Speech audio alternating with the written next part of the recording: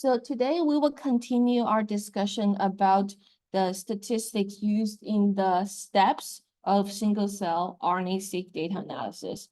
And we will use SURAT as the example to guide us. But I think a lot of things we cover here are not specific to SURAT, but they're quite general in genomic data analysis. So to follow up from our previous lecture, this is the overview of single-cell data analysis. And we are right here. So we have obtained this gene by cell count matrix from the reads in FASTQ file. So FASTQ file store the reads with their quality metrics. Then the quality control here are trying to filter out some bad quality reads. And last step we talk about is that after you get the count matrix, you input into SURAT. You want to filter out the genes that are poor quality. So we were here last time. So the standard pre-processing workflow refers to quality control. That's in our last lecture. But we're still here. So we haven't reached cell clustering yet. So we're trying to do something here before we are able to do clustering. So today we'll talk about this data normalization, which is after the filtering of cells. So just as a very brief review, last time we said, okay, the cells, the droplets, or I would say the columns here in this matrix that seem to be empty droplets, which means that they have too small a count than most of the other droplets, or they're likely doublets. That means they have too large a count, or if they have too many mitochondria gene counts. So for these criteria, we filter them out. So basically, we think these filtered cells or droplets are likely low quality. And then what you can expect out of this is that you will have fewer columns after the step. You'll just delete those columns in your gene by cell matrix. Okay, and then the next step is normalization. Why do we want to do normalization? So here, after removing unwanted cells from the data set, the next step is to normalize the data. And this is from the SURAT website. By default, we employ a global scaling normalization method called log normalize that normalizes the feature expression measurements for each cell by the total expression. Multiply this by a scale factor. The default is 10K, and log transform the result. In SURAT version 5, normalized values are stored in the PBMC RNA data. So PBMC is the SURAT object name. And you use this to get the RNA part of it. And then you use the $sign data to get the normalized matrix. So specifically, you can specify the normalization method here in SURAT. And there's another one called scRNA-seq, which is also available. But the default is log normalized. So if you just don't input these two arguments, you just say normalized data, then this is what's done inside. Normalization is log normalized, scale factor is 10K. So I think for many people who just use it in the default mode, they may not be aware of these two arguments. But basically, you can specify them. And you can change 10K to 100K or even to 1 million. And we will give you the formula very soon. But basically, this is a scaling factor that's arbitrarily set. And you are trying to make sure that after the scaling, all the cells have the same total count as the scale factor. So every cell's new counts or new data add up to just 10K. While this method of normalizing standard and widely used in single-cell RNA-seq analysis, global scaling relies on an assumption that each cell originally contains the same number of RNA molecules. And this is the question I want to ask you. Do you think this is reasonable biologically? No, right? That's also my question. Yeah, I was very confused about this when I learned people are doing this, because we know that the cells are measured together. Some cells are bigger, containing more RNAs than smaller cells. Why would we think the cell's total number of RNA molecules or the UMI count, total UMI count, is not informative? Why do we want to remove it? That's a question to think about. So we will keep this question throughout the lecture. And the message I want to give you is Even though SURAT has been popular and people are using it for most of the single set analysis, but I think there are still many open questions maybe we don't understand well. For example, the global scaling, whether it's reasonable or not. Why is it reasonable if it works well for whatever downstream step, right?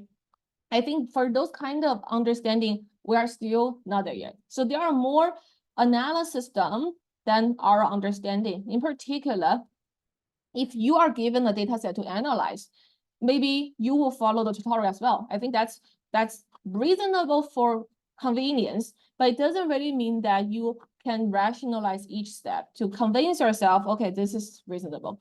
But let's first keep this in mind. Why do we want to scale every cell to have the same total as the scale factor? For users who are interested, please check out our SC transform. It was by the same authors as the SURAT. So Rahul Satija is the last author for SC transform, which we'll cover later today.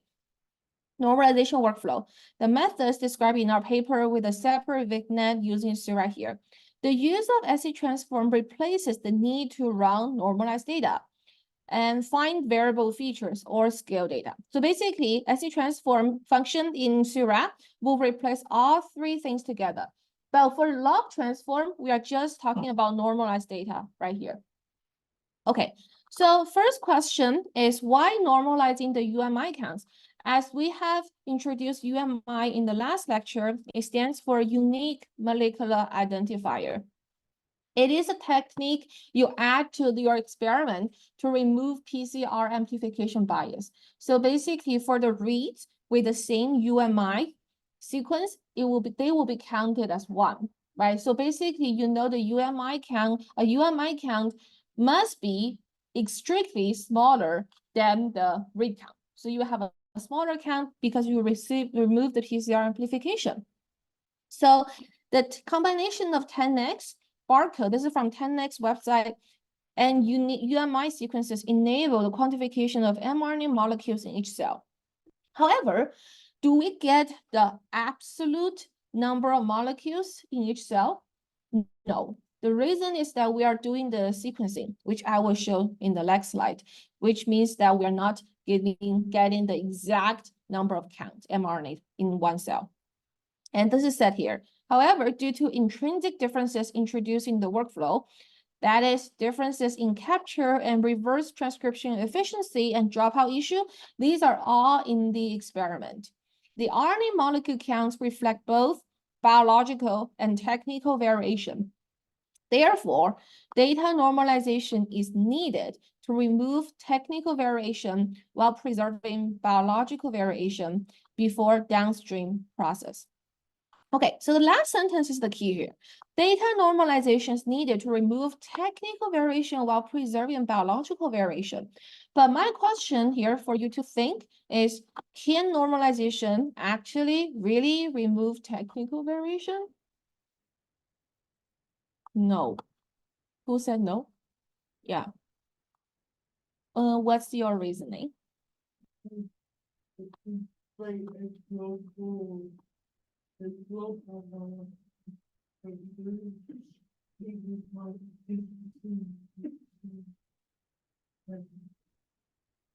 So you're saying because it's global scaling, so it cannot remove technical variation.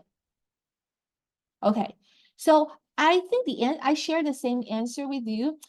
And I want to add more to my answer by saying that I think here the reason is when it's variation and you don't know what is the true value, what is the variation, or what's the degree of variation, there's no way for you to adjust the observed count values to the true value, right? If we know that, then we almost know, we know the ground truth, but we don't. So that's why I think removing technical variation, even though this is 10x website, I wouldn't say this is an accurate statement. Yeah, it's too vague. And also we don't know how we can do it. So let's revisit the concept. Sources of technical variation. So this is a cartoon from a paper from my former student, and this is the link. I will post everything as I did for the last lecture to the Bloom Learn, then you can check out the original paper. But basically, what we try to illustrate here is that there are many, many ways for you to observe a zero count in your data, but the original, the true RNA molecule number in the cell may not be zero.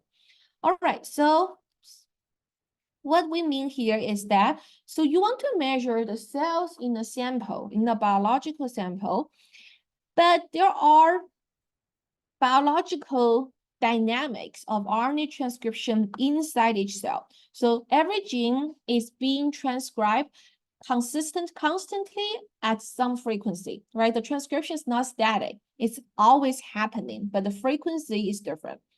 But besides transcription, the transcribed mRNAs will be degraded. So it's like addition and the subtraction process that happen together. You have mRNAs being transcribed and you have transcribed mRNAs being degraded. So they will together determine the RNA molecule number equilibrium in the cell. But that number is also dynamic, right? We're only getting one snapshot in the cell. And this is the sequencing part. This is the biology part. This is the sequencing part. So when you do library preparation, we know that to sequence RNA, we are first converting RNAs to cDNA, and C stands for synthesis, synthetic. You are trying to convert this single-stranded mRNA to double-stranded cDNA just to stabilize the molecule, because we know RNA is very fragile, but cDNA double-stranded more stable.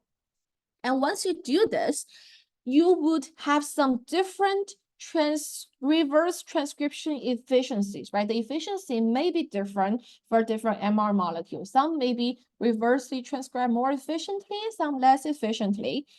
Once you get those double-stranded cDNA molecules, we want to amplify the signal by multiplying each cDNA copy into multiple copies, then we are more likely to capture at least one copy in the sequencing.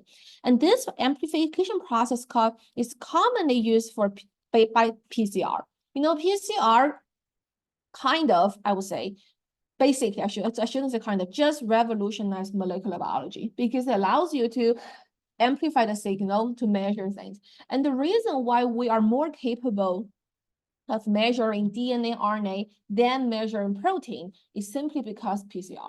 For protein, we don't have an amplification technology to make more copies out of each protein. So the measurement is less sensitive for the proteins that are less abundant.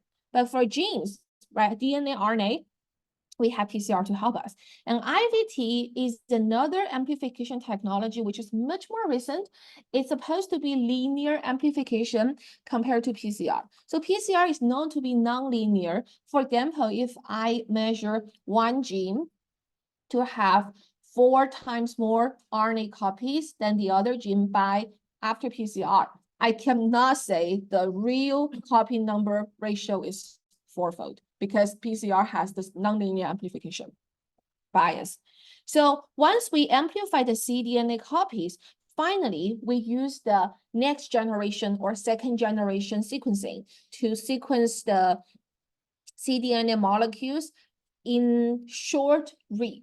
So specifically what happens here is that the next generation sequencing will not measure each cDNA from end to end in the full length. What it does is it will actually truncate each cDNA fragment into short fragments and then measure the 2 ends of each short fragment.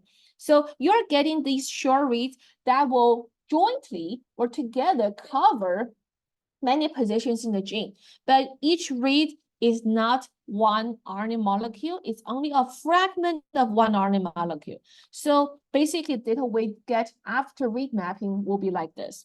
Okay. So this is the data. But why are we saying the data has or contains technical variation? So this is just an illustration of what may cause the observed count to be 0 in different steps. So for example, first one, gene 1, if there's no transcription happening at all, then you will get a 0. And this is a true 0, biological 0. For gene 2, there is transcription happening, but because of mRNA degradation, you get no mRNA molecules in the cell. this is still biological 0, right? Basically, the transcription is canceled out by the mRNA degradation. For gene 3, we call this technical instead of biological 0 because you do have mRNA in the cell, but the cDNA synthesis, the reverse transcription, fails. So you don't get the cDNA because of this technical issue. It's not really because of the biological 0. So that's why we call this technical 0. But even if you get this cDNA synthesized, but if the PCR doesn't work well, the amplification doesn't work well, then you have very small number of cDNA copies in the cell. So your sequencing is less likely to capture this gene 4, then you don't measure it. And we call it sampling 0. Sampling 0 means that you do have cDNA, but just the proportion too small to be sampled. Okay, finally, gene 5, you have PCR worked, but after PCR, the gene is still rare. You still don't have many copies, and you still don't measure it due to sampling. So sampling 0 is just about that, oh, the few cDNA copies are not measured because of low proportion. We call sampling 0. But if you pass all the steps, you measure non-zero count. That's when you say gene 6 is expressed. So you can see that here, when you measure a 0 count in your data, it could be biological 0. It could be due to technical 0, failed reverse transcription, or it could be due to sampling 0. So technical 0 and sampling 0 are both non-biological 0, but we cannot simply say how or why it is different from biological 0 by looking at this 0 count alone, right? The data cannot tell you this. You have to look at other information in the data. For example, whether the gene has large non-zero counts in other cells, then that may tell you, oh, this cell, this 0 you get in one cell seems to be not so reasonable. And that's the basis for many so-called imputation methods to correct for zeros. But I want to say that if you don't have some good experimental spiking to let you differentiate biological 0 from non-biological 0, it's all about guessing, right? People may guess in different ways using different assumptions. Okay, I hope this can give you an idea about why technical variation is something not so trivial.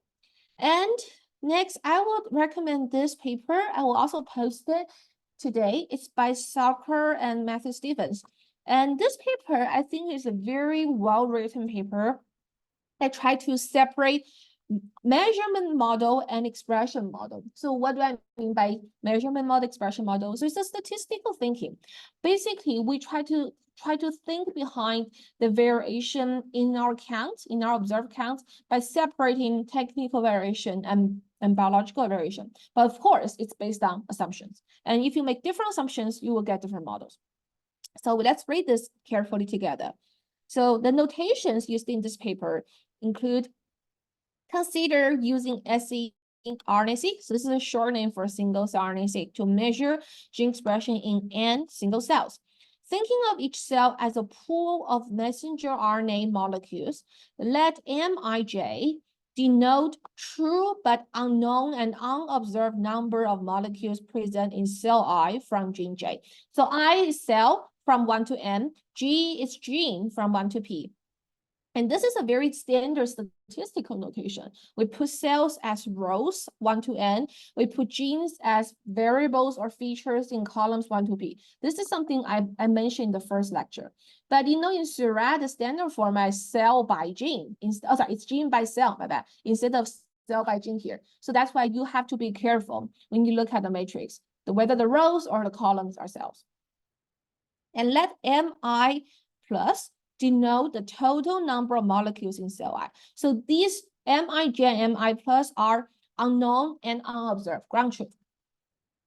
And let lambda ij be defined as Mij over Mi plus. So lambda ij is a proportion. And you can expect by this definition, if I sum up lambda ij by j, by adding j from 1 to p, the total should be 1, right? Because they're proportions. As the relative expression level gene J in cell I. In words, the absolute expression level of a gene is the number of RNA molecules present from that gene, whereas the relative expression level is the proportion of mRNA molecules from that gene. Here, we focus on relative expression levels since estimating absolute expression levels from single-cell RNA-seq is more difficult. And they put this lambda ij jointly into one matrix called this big lambda to denote the matrix of relative expression levels, cells as rows, genes as columns. Let X denote the observed count matrix, where Xij denotes the number of distinct molecules from gene J observed in cell I. So Xij is just the UMI count. And let Xi plus denote total number of molecules observed in cell I. In this notation, a measurement model is a model that connects the observed counts big X, this X matrix, to the expression levels big lambda by specifying the conditional distribution of how X is distributed given lambda. That's what they call the measurement model. Given the truth, how likely am I going to observe these counts? An expression model is a model for the expression levels P lambda. So just how the biological truths are distributed. Together, these two models determine the observation model, which is a model just for the counts. Okay, so if you're familiar with the conditional probability and this probability formula, so what it really is, let me try to write it. So basically, you know that this probability of X and lambda jointly is equal to the conditional probability of X given lambda times the density of just lambda, right? So the joint probability density is equal to the conditional times the marginal lambda, but this joint probability is not the observational model. The observational model will be the integral of lambda. So you will integrate out possibilities of lambda. So you just get the distribution of X.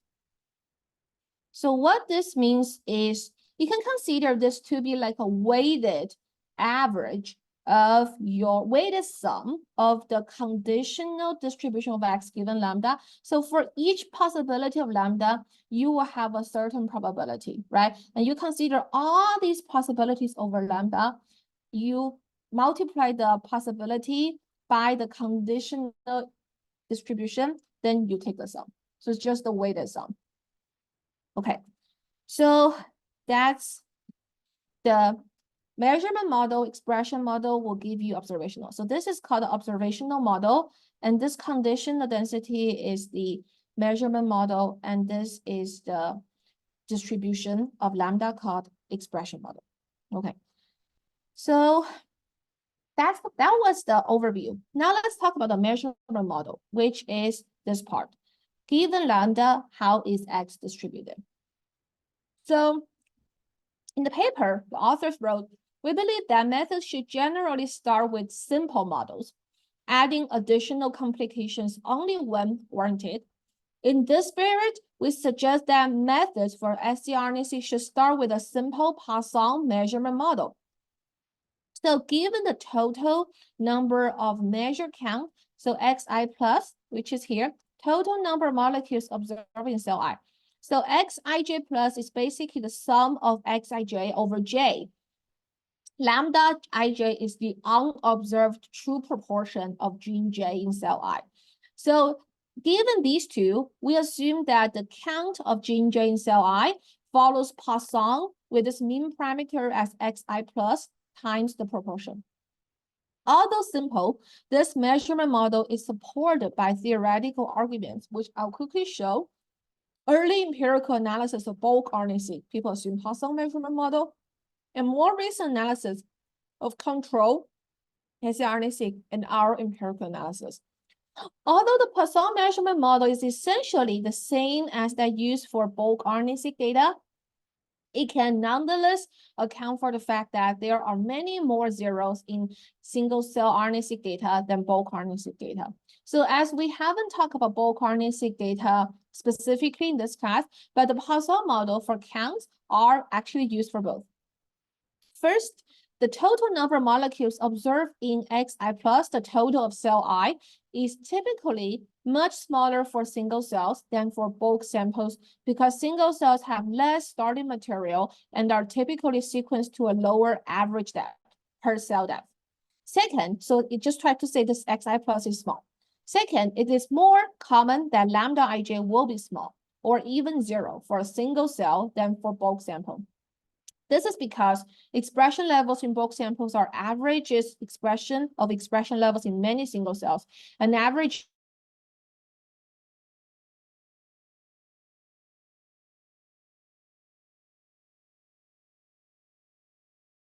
gene reduces the frequency of small and large values. It's often smaller in single-cell RNA-seq than in bulk RNA-seq data, explaining the higher proportion of zero observations. In short, what it means is that for the Poisson mean parameter, if the mean is small, then you are more likely to get zeros, right, from the Poisson distribution. Okay, any questions? Okay, and this is from their supplement note 1. So I just want to say that why is this reasonable? The reason is that in probability, we know, the probability subject, we know that the Poisson distribution approximates the multinomial distribution. So by not multinomial, we know that the sequencing essentially is a multinomial distribution. So let's look at just cell I alone. Suppose that we know the P genes have true biological proportions as lambda I1 to lambda IP. So the P proportions they have in cell I. Essentially, what multinomial does is that we assign the total Xi plus to the P genes randomly, right? It's not like Xi plus times each lambda to be the count. That's the expectation. But we observe is random counts, right? Based on multinomial random allocation. And you can see that by multinomial, essentially the P counts are tied, right? They have dependency because their total must be equal to Xi plus. So if one gene gets a larger count, the other genes must get fewer counts. That's where the dependency comes in. But the interesting thing is that if we know the proportions are very small, that's a fact in the approximation. When these probabilities are very small, and these will for sure be small if P is large, right? Because they add up to 1. So therefore, the larger the P, the smaller they become. Then we can say the count Xij will be approximated by a Poisson. And what's nice here is that this Poisson approximation actually makes Xi1 to Xip independent. So their dependency becomes small because there are many, many genes and these proportions are very small. So we know this fact. That's why Poisson seems to be reasonable because we assume the sequencing experiment to be essentially multinomial. Okay, so I think as a simple version of this approximation, at least I covered this in my class when I teach the Stats 100B, the undergraduate level mathematical statistics. In that class, we talk about Poisson approximates binomial. Binomial is just the 2-class version of multinomial, right? Okay, that was the measurement model. So given the true proportions, how do we get the counts? Expression model is about the distribution of lambdas. So to make the idea precise, first consider model expression at a single gene J. An expression model for a single gene involves specifying a distribution J for gene J for the expression levels lambda 1J to lambda NJ. So you have N cells for one gene J, right? And you want to know how the N cells true proportions of gene J are distributed. So that's why this is a gene J distribution. We have this GJ to specify, yeah, this is the model for gene J. And we are interested in how the cells true proportions for gene J are distributed. One simple choice is to assume that Gj is a gamma distribution. Combining this with equation 1, which is the Poisson, right? This is the measurement model. If this is the gamma as the expression model, then combining them will give us a negative binomial observation model. And I will talk about that next slide.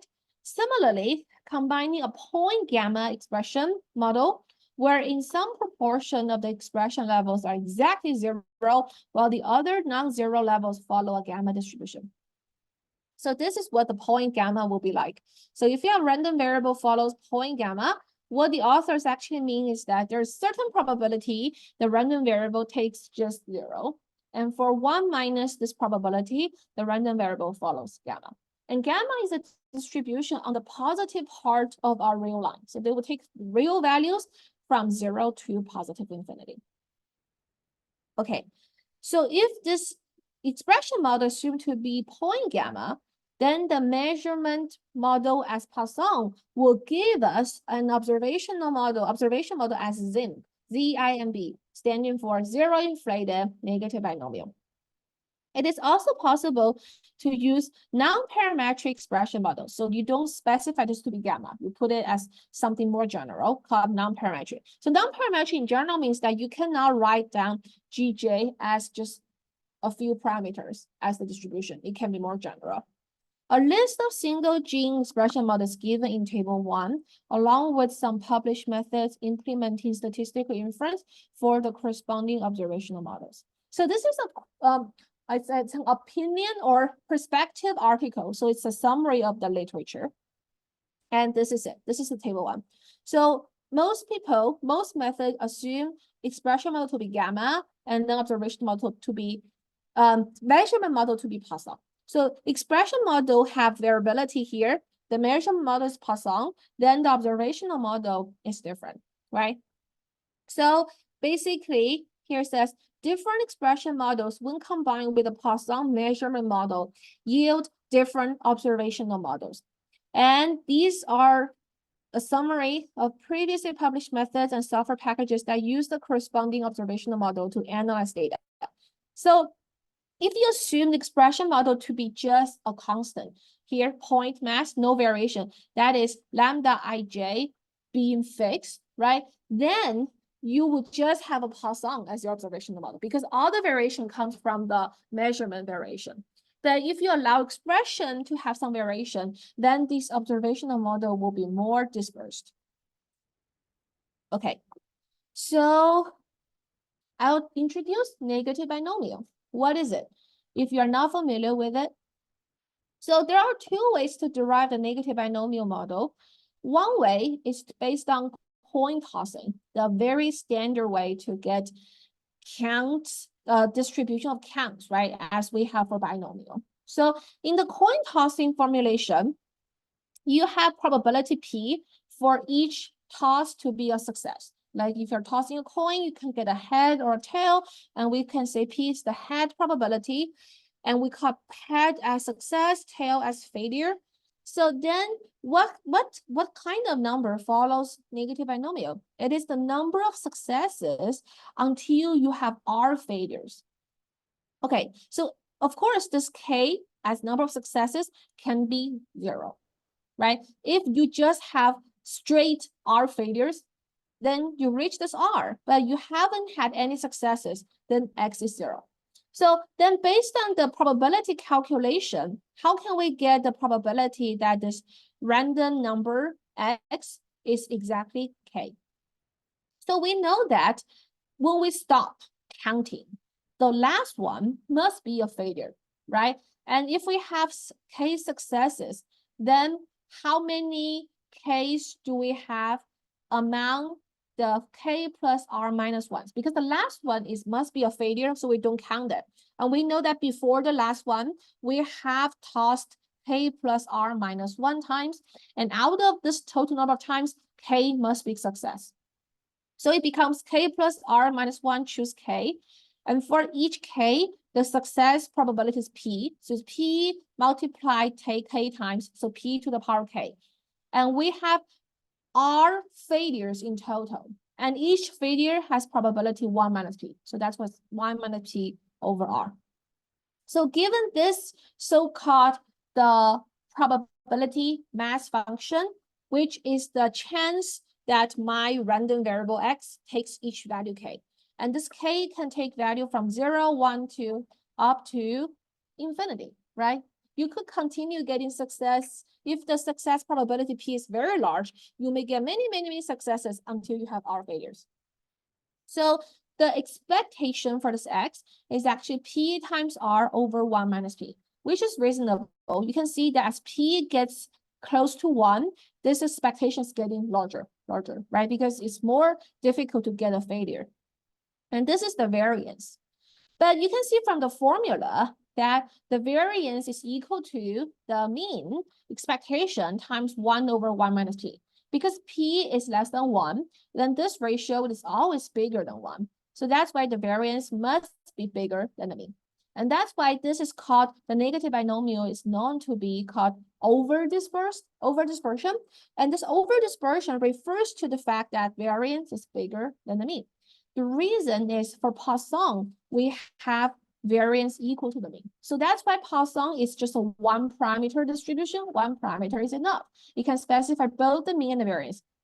Negative binomial is 2 parameter, variance bigger than the mean.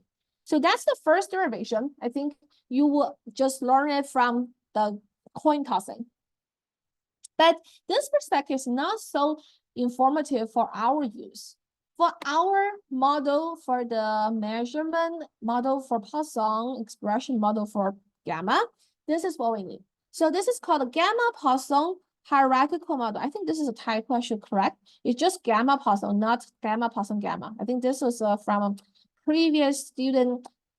We asked students to type up notes, but this was a typo from the previous notes. Okay, so it's just gamma Poisson. And then what we said, staying here, if assume that given lambda x follows Poisson lambda, and lambda itself follows gamma, where gamma is a 2-parameter distribution alpha beta in a hierarchical model. By combining x given lambda and p lambda, we can obtain the marginal probability of p of big X given small x equals to small x. This probability can be derived by the negative binomial mass function. So this is similar to what I wrote, right? We do this conditional density multiplies the marginal density of lambda to get a joint distribution of x and lambda. Then we integrate our lambda, and lambda takes value from 0 to infinity. And after this integration, we can show that we will get a form equivalent to this. But here we are parameterizing in a different way because the parameters will be alpha and beta. Since the gamma, alpha, beta will stay here. Yes, and lambda will be gone. But we can actually rewrite the parameters in the way that we can say, okay, previously we specified the negative binomial by R and P here. R is number of failures, P is the success probability. But if we write it as mu and sigma square, mu for the expectation, sigma square for the variance. So that we can call this as the mu, we can call this as the sigma square. Then we can solve the 2 equations, right, to find the one-to-one map between P, R to mu sigma square. This is what we get. So we can find P has this form and R has this form. But given this reparameterization, we can see that the sigma square variance and the mean takes this relationship.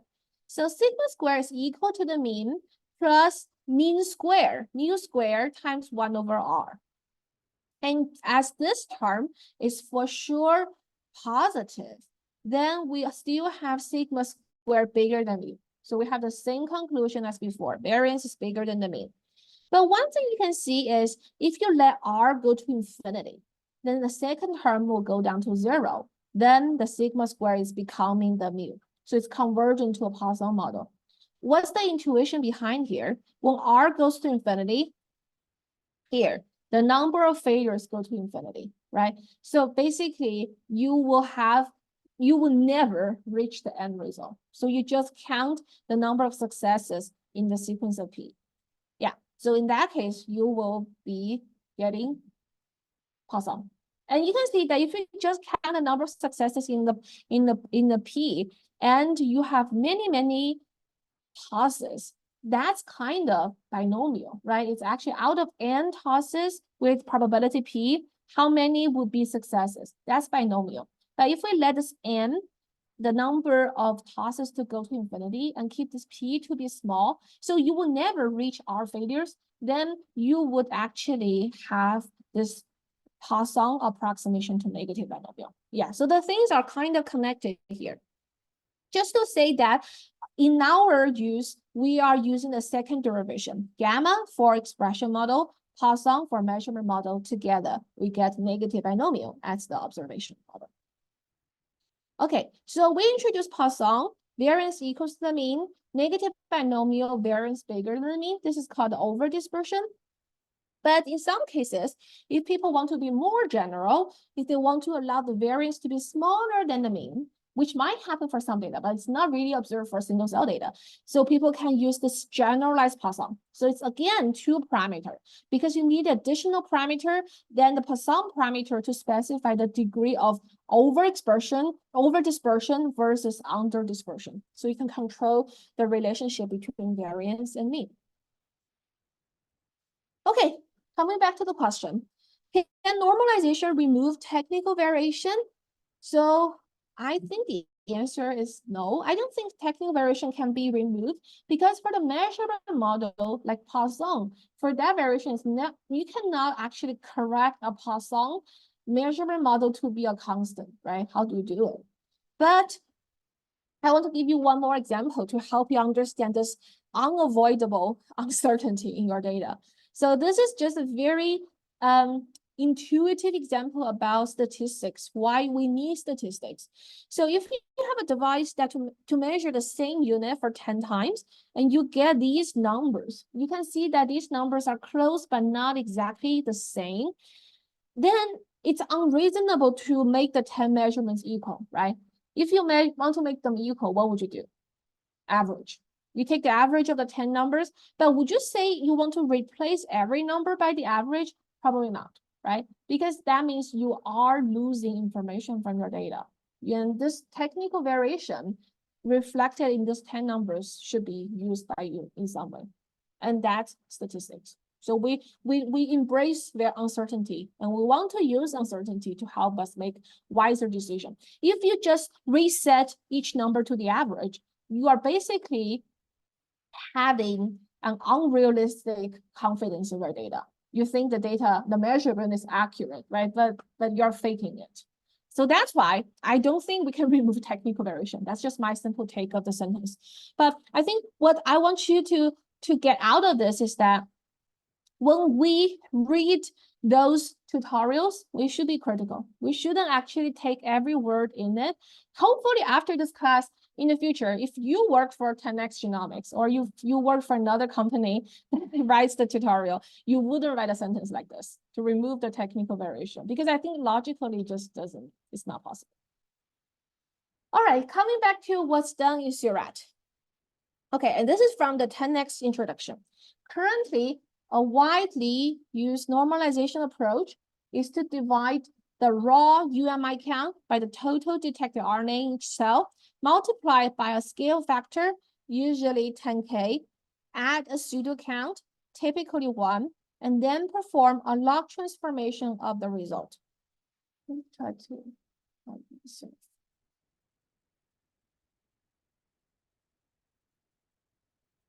I don't know how I can do it. Anyway, okay. In addition, after normalization, a disproportion, I'm not done here. By a size factor, usually 10K, add a pseudo count, typically 1, and then perform a log transformation of the result. So what's actually here is this. So following the previous notation, we denote Xij as the UMI count of gene J in cell I, and we have to set the size factor, which is typically 10K. Right, given the size factor, C, then the normalization is working in this way. You divide Xij by the total count in cell I. You add up all gene counts, and this becomes a proportion. And then you multiply this proportion by the new total, which is 10K. We call this scaling. And then we add 1. And then we take log. So we add 1 just to avoid division of 0, or the log of 0, because you may have this as 0. So that's what's once called pseudo count.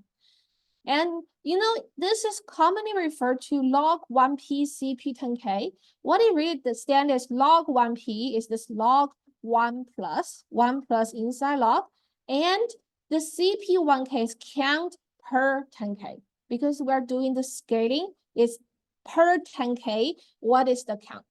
So this is what's done in the normalized data in SURAD, and it's the normalized total and log 1p in ScanPy, and log normal in another 10x browser. Okay, so then for your following analysis, you will use Zij instead of Xij.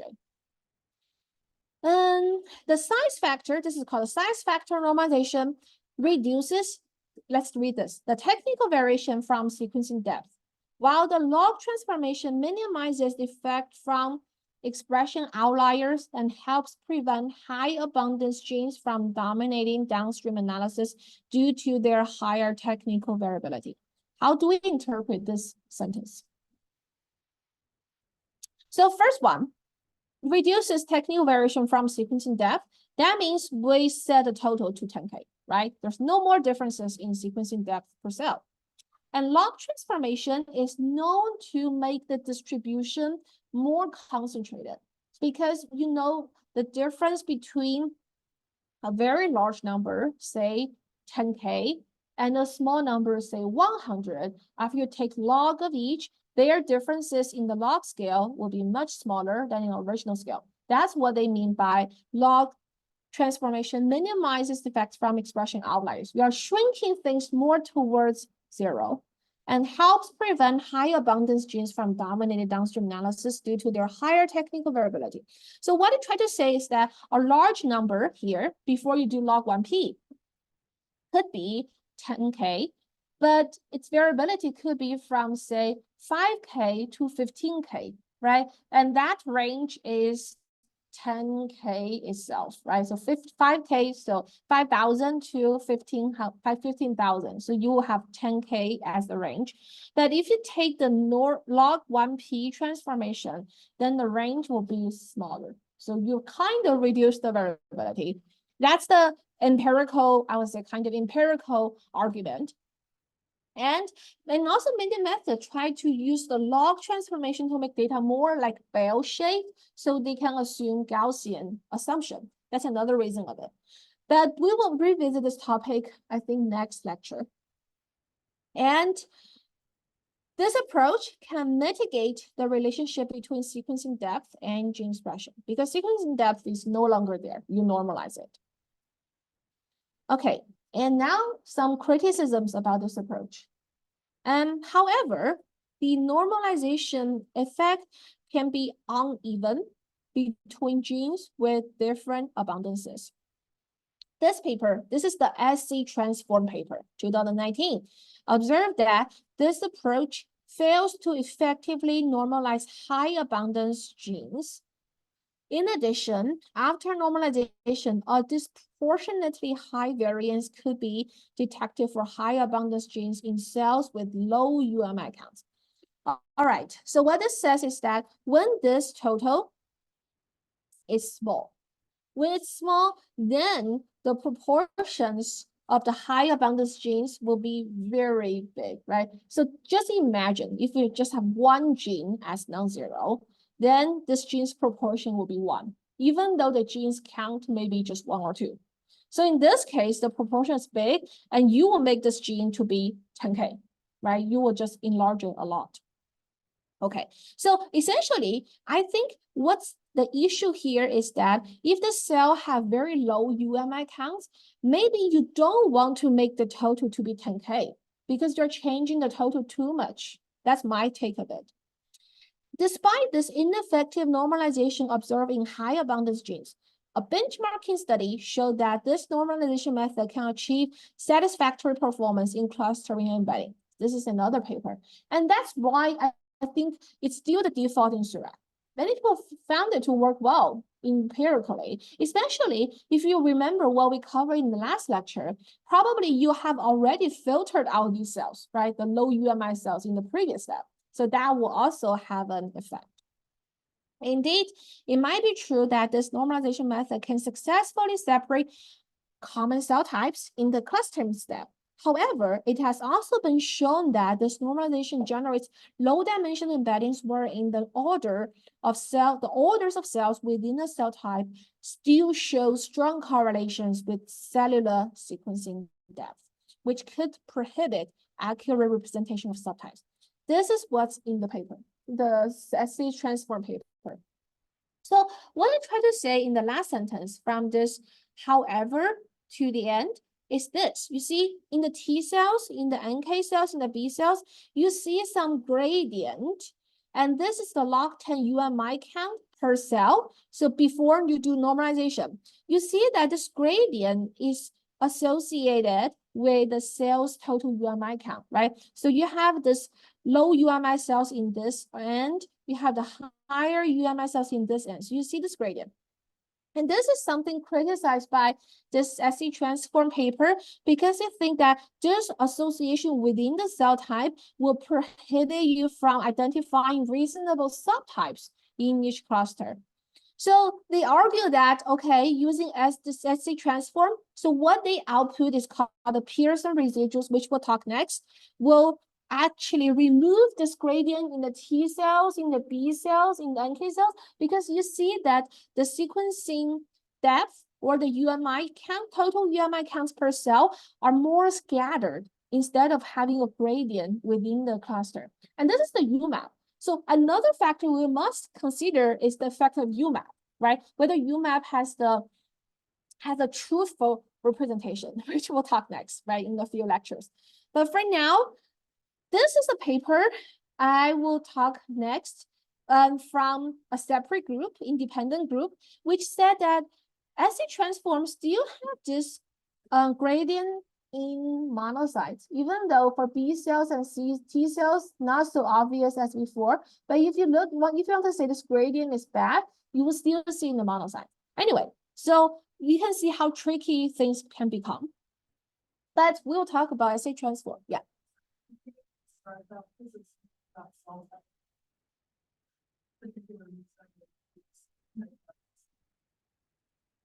Okay, so this is the result in SC transform, but SC transform authors didn't discuss this monocyte issue. It was pointed out by this other paper.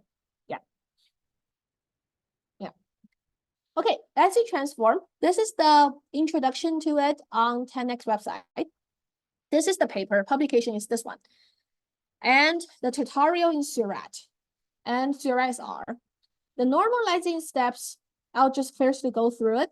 In the first step, a negative binomial generalized linear model is used to fit each gene with observed total UMI count in a cell, which is a proxy for sequencing depth as a covariate. In the second step, I will introduce this in more detail in a few slides. In the second step, each model parameter, including the intercept, slope, and negative binomial dispersion parameters, all from this negative binomial generalized linear model. After you fit the model, you will take the parameter estimates for those parameters and regularize them based on the relationship between parameter values and gene mean to avoid overfitting. And I'll talk about that in more detail. And this is also a technique used for bulk DE methods like DECQ. Lastly, the regularized parameters are used to define an affine function using the negative binomial model to transform observed UMI counts into Pearson residuals. Okay, so 3 steps, we will detail them very soon. There are some features for SC transform. First, no assumption of a fixed size factor. You no longer assume all cells have 10K as the size factor. Second, regularization minimizes overfitting of single-cell RNA-seq data. 3, Pearson residuals are independent of sequencing depth and are suitable for variable gene selection, dimension reduction, clustering, visualization, differential expression. Seems to cover everything. All right, so I want to do a survey here. If you just read this fourth bullet point, this whole paragraph. How many of you think you understand what's going on in the method before we introduce the details? If you think you are pretty confident about what's there, you can let me know. Raise your hand. Okay, I don't see a single hand, right? Which means that it's not really effective communication, right? Because people see a lot of jargon here, but don't know what's going on. All right, let's continue. That's why you're here for the class, right? Hopefully the class will clarify things. All right, now these are screenshots from the paper, from the SC transform paper. And I want this to be an exercise for you to let you tell me which parts are unclear. Regularized negative binomial regression. We explicitly model the UMI count for a given gene using a generalized linear model. So how many of you have learned generalized linear model before? Okay, I am now seeing more hands. All right. Okay, so just for your information, in this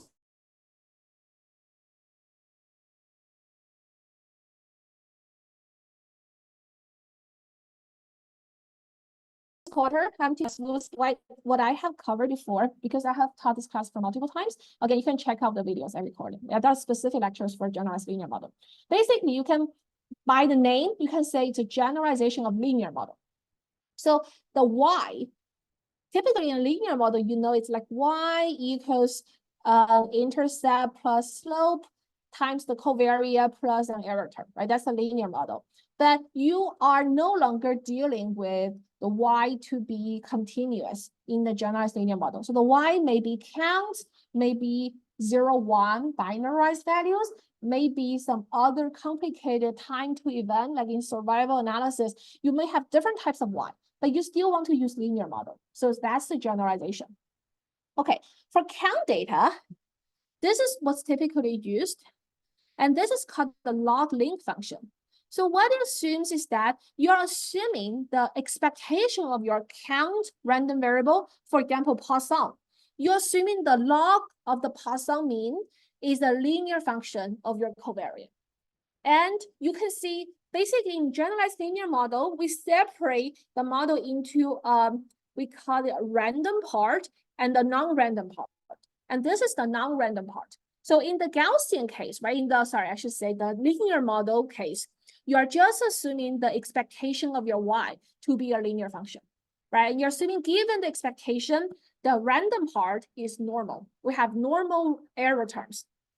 Here, the random part will be taken care of by Poisson. And then you're assuming the Poisson mean after the log transformation is a linear function of the covariate. So in this function, there's nothing random. It's just a fixed relationship. Anyway, so in the SC transform, we are considering this covariate. By covariate, it means that it's the predictor or feature. There are different ways to call it. Basically, the X you want to use to predict your outcome.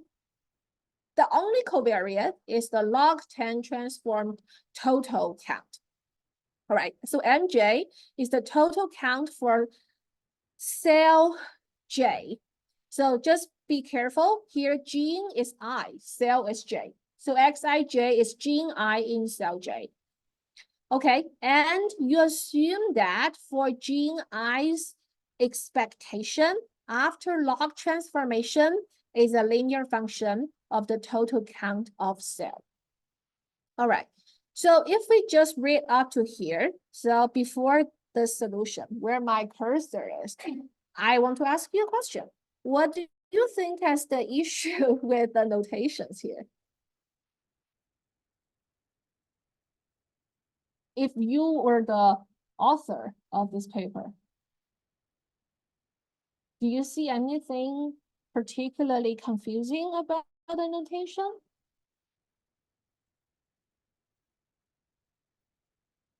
Yes. Okay, you think they should use Y as the outcome. All right, but I think that's more like a notation preference, right? You could use X, you could use Y, but Yeah, but that's not the thing I think is wrong here. You can use X because you are not using X or so people when they use Y for the outcome, they may use X as the covariate. But here they use the covariate M, log 10M. What's the another issue? Yes.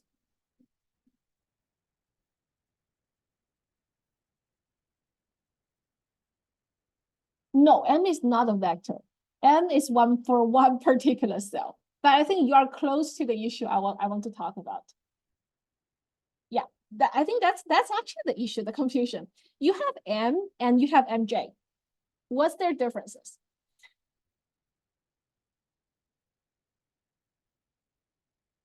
Yeah, actually M is MJ. So to avoid confusion, they should write this as Xij, and they should write this as log 10 MJ, because this model is just for everything here is scalar. There's no vector here. So you are talking about modeling for cell J, count of gene I, and this is the total of cell J. So if you drop the J here, but you have the MJ here, you have the confusion, right? So I think you're confusing M to be a vector for this reason. They drop J in this equation. And also, if this model is gene-specific model, you're fitting this per each gene, for gene I. In that case, your beta 0 and beta 1 should carry I. It should be beta 0I, beta 1I, because it's a gene-specific model for gene I. So that's another notation issue. And I want you to have this, I would say, mindset when you read an equation, which is something I would say fundamental, is that you cannot have I on the left-hand side, but no I on the right-hand side. It doesn't make sense. Where does the I come from, right? So that's another check. So there are two major issues with this equation. One is that you drop J, and you don't say this is specific for one cell, and then you don't have I on the right-hand side, even though you have I on the left-hand side.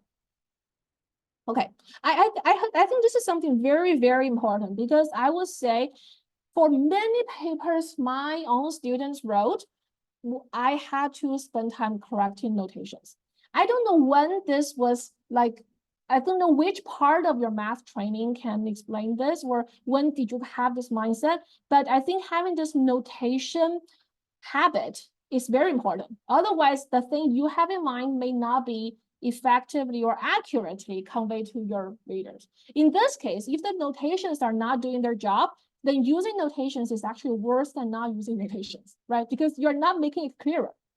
Anyway, all right. Okay, so then let's continue. The solution to this regression, and also you can see this is from published paper, right? So even we read papers, don't consider them as textbook, because I think textbooks have to go through more proofreading by the publisher, and also especially for the classical books, they're generally less error prone because many people have read it, right? But papers that are new research, authors take the full responsibility for what's in there. So therefore, we should read it with our scrutiny. If there's something we don't understand, don't pretend that it's our fault. We'll try to, at least I would say, rationalize it, to try to see what's my take of it. It could be wrong. That's why we need a discussion. And that's why we need journal clubs in our group meetings. But I think being critical is something very, very important, especially in a fast-growing field as bioinformatics. Okay, the solution to this regression is a set of parameters, the intercept beta 0 and the slope beta 1. These two, the dispersion parameter of the negative binomial, because this is only about the mean parameter of negative binomial, it's about the mean parameter, and the dispersion parameter is a separate parameter. Theta is also unknown and needs to be estimated from data. So if you fit this negative binomial generalized linear model in R, there's a package for doing it. You can just Google MBGLM. You should be able to find the package, but there are more than one package. Actually, I can tell you that, and the results may not be completely identical. Need to be estimated from the data. Here we use the negative binomial parameterization with the mean, mu, which is determined by this. So basically, this is log mu equals this, and the variance given as this. So you may remember, this is what the formula I gave you before, right? This is where the over dispersion is, the mean square divided by theta. Anyway, and this is just a very direct screenshot from the paper. As you can see, if you don't have the familiarity with generalized linear model or negative binomial, you may not understand it because you may not know what is the mu, since the mu is not written here, right? So you have to connect the dots based on your knowledge. Okay, we use a regression model, and I'm continuing with the screenshots for the UMI counts to correct for sequencing depth differences between cells and to standardize the data.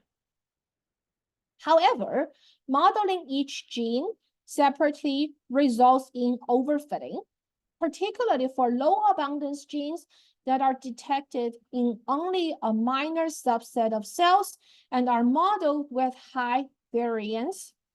Because it's a gene-specific model, I want to make you be aware here as well. I feel like the overfitting is also used kind of loosely, because overfitting, if you think about the definition, it's mostly about prediction or the supervised learning sense. That is, your model may fit well on the training data, so you have a small training error, but when you apply it to independent test data, you have a large test error. That's when we say overfitting.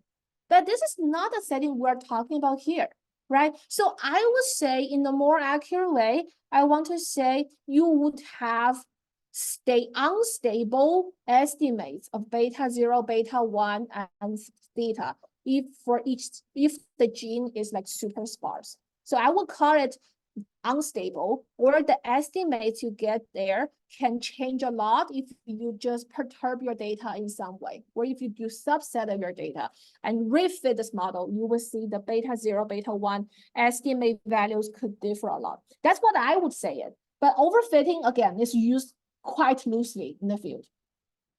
Okay, we consider this an overestimation of the true variance, as this is driven by cell type heterogeneity in the sample and not due to cell variability with respect to the independent variable, the covariate log 10M. Okay, this one. To avoid this overfitting, we regularize all model parameters, including the MB dispersion parameter, by sharing information across genes. I don't know how many of you understand the argument in this paragraph.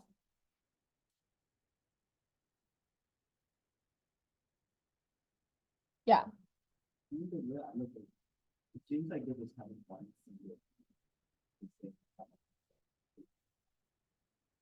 Actually, very good guess, but I don't think that's the case. Yeah, actually from the model, let's say for gene I, they would get a theta I, right? 1 theta estimate per gene.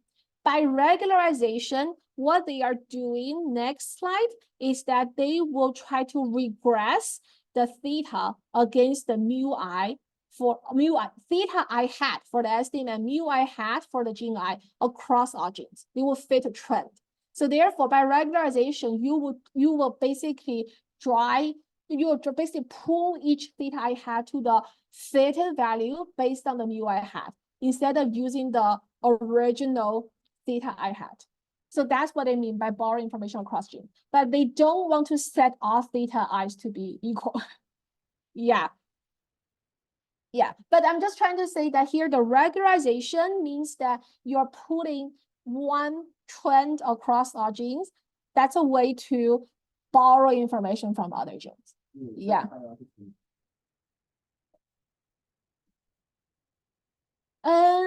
I would say they actually assumed one relationship between theta I and mu I across all the i's. Yeah. And this is the idea used in DSEQ2 as well. But we should quickly wrap up because I have people waiting. So the procedure we developed has 3 steps. In the first step, they fit independent regression model per gene, the MBGLM. Next step, explore the relationship of model parameter values and gene mean to learn global trend in the data. And they use this K-smooth function for the smooth trend fitting in R. And third step, they use the regularized parameter values, not the original ones, but the ones after the second step to derive the Pearson residual. So that's the output of acid transform. But we'll come back to this on Wednesday. Yeah.